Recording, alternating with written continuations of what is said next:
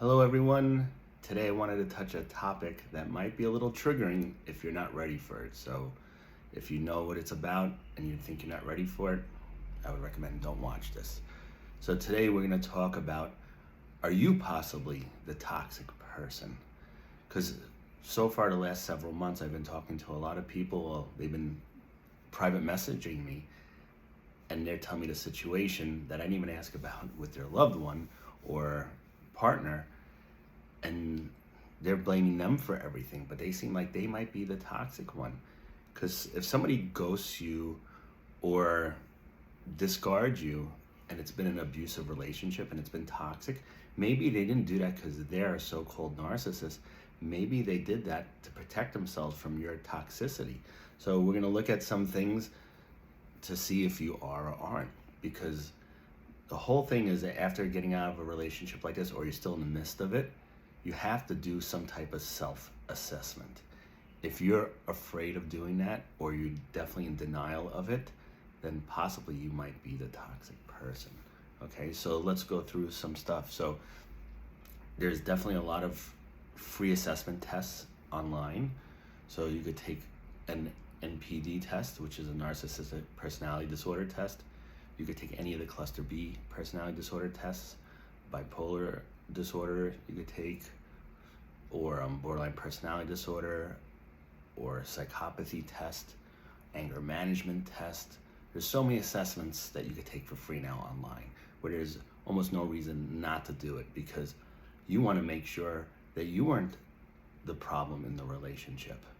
So if you take these tests, a lot of the stuff from the test might reveal the truth to you, and the truth will set you free, because that's what you're really looking for, right? If you really care and you don't want to repeat this again, you want to make sure you have some type of self-accountability where you go, okay, am I the problem, or was this person the problem? But at the same time, remember, it takes two to tango. So you can't just put the blame on somebody. You have to take responsibility if you really want to change anything, so it doesn't become a repetitive cycle with either in that relationship or future relationships.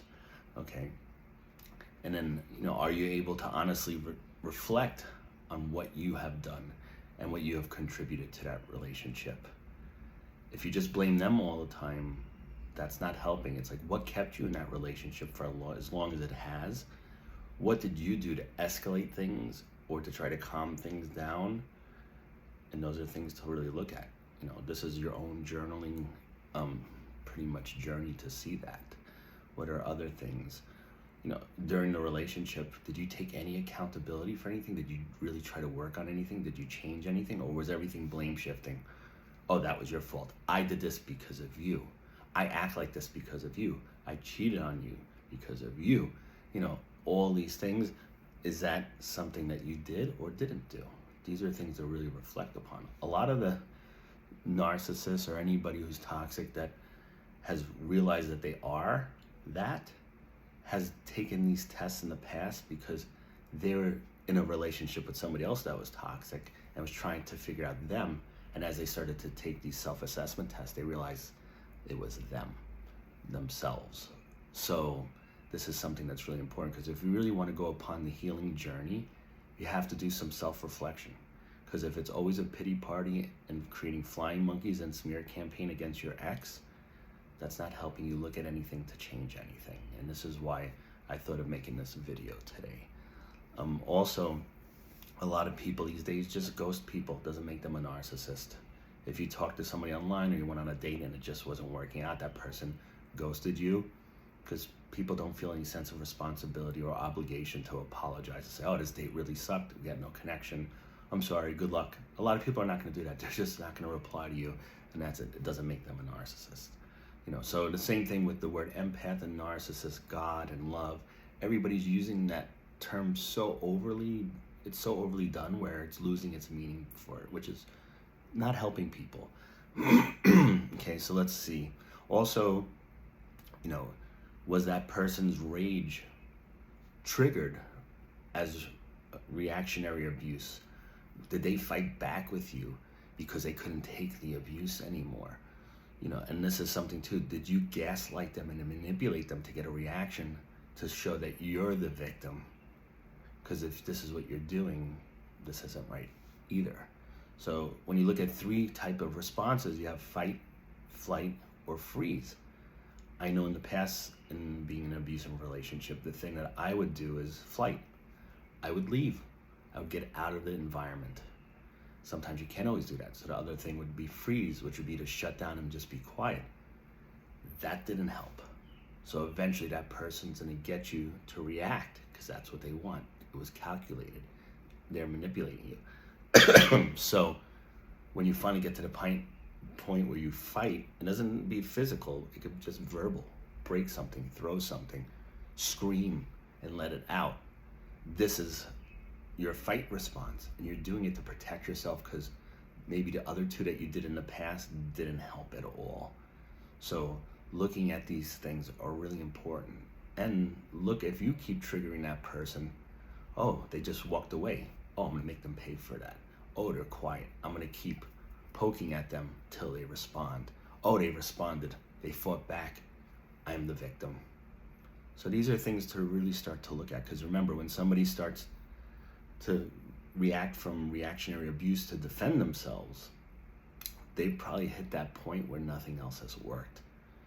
So a lot of this comes back to reflecting on who we are, how we contributed to a relationship, what kept us there for so long, what helped us tolerate things. So when we start to reflect on who we are, we could start to pick things apart to see, oh, what's my attachment style? Do I have a disorganized attachment where there's a lot of pushing and pulling? If so, you should take the attachment theory or attachment style assessment test. This will tell you, because you have avoidant attachment, anxious attachment, secure attachment, disorganized attachment. This will give you an idea what attachment style you have. If it's a disorganized attachment, you might be the toxic person. Also, if you're an avoidant person, right? You're as that person gets closer, you move away. That might not be helpful. Or you're super anxious, where you smother and cling on to somebody.